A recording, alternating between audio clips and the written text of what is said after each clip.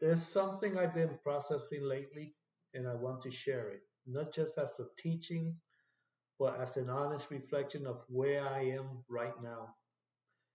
I've been going through the grief of losing my wife, and I've been thinking about all the Bible verses that are supposed to bring comfort. Yet, many days, I don't feel comforted at all. Maybe a moment here and there, but nothing lasting.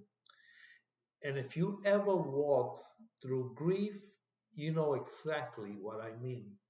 So I started asking, what does the Bible actually say about the kind of sorrow I'm feeling?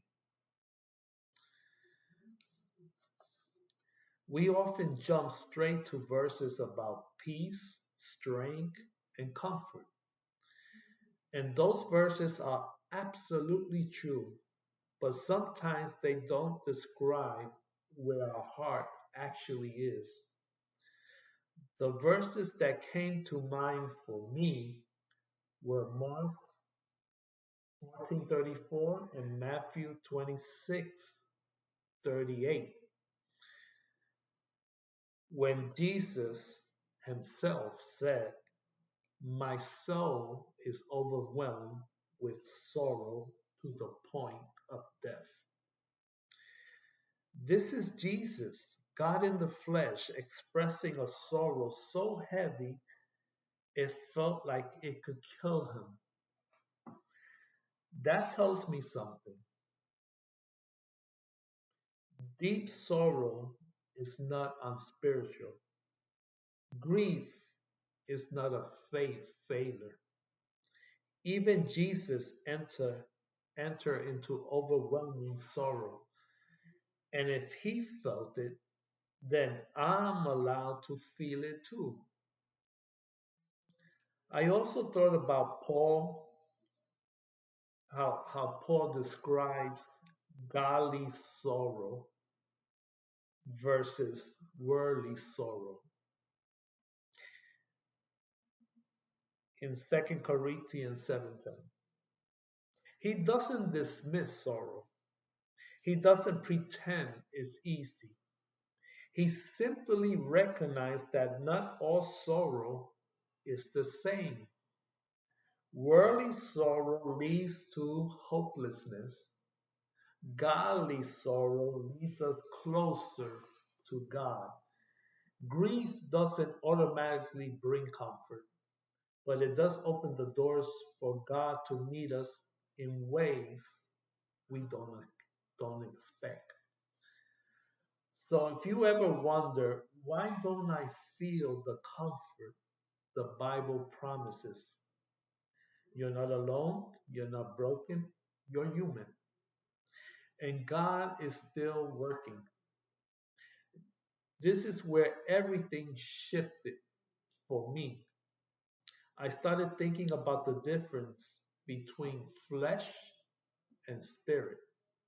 We live in a body of flesh, one that feels pain, loss, and heartbreak deeply.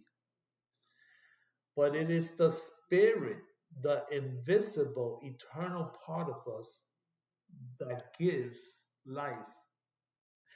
I saw this clearly when my wife passed away. When her spirit left her body, the body could no longer live. It was the spirit that carried life the entire time. And then it hit me. Maybe the comfort God gives is primarily spiritual, not fleshy. Maybe the promises of peace, the promises of comfort, the promises of rest are aimed at the spirit first. The flesh will still ache, the emotion will still hurt, the memories will still sting, but the spirit, that's where God builds strength, peace, and endurance. Jesus told the woman at the well, God is spirit, and those who worship him must worship in spirit and truth. Why? Because the flesh is fragile, is temporary, it feels everything. But the spirit, that's where God speaks. That's where God comforts. That's where God heals, even when the emotions haven't caught up yet. So, yes, my flesh still grieves. My emotions still break. My heart still misses her every day. But my spirit is learning to worship in the middle of the pain. My spirit is learning to trust when comfort feels far away. My spirit is learning that God is present even when the feelings aren't. And maybe that's what godly sorrow really is, sorrow that doesn't push you away from God, but gently pushes you towards Him.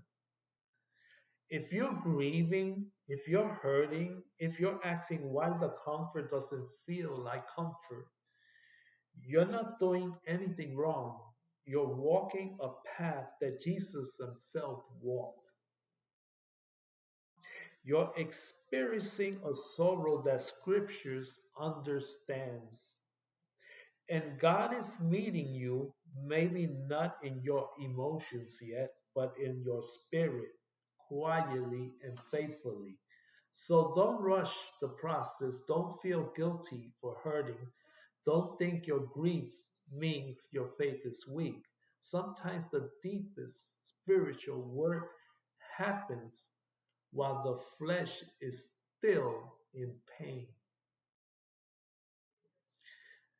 And sometimes the comfort of God is working in you long before you feel it.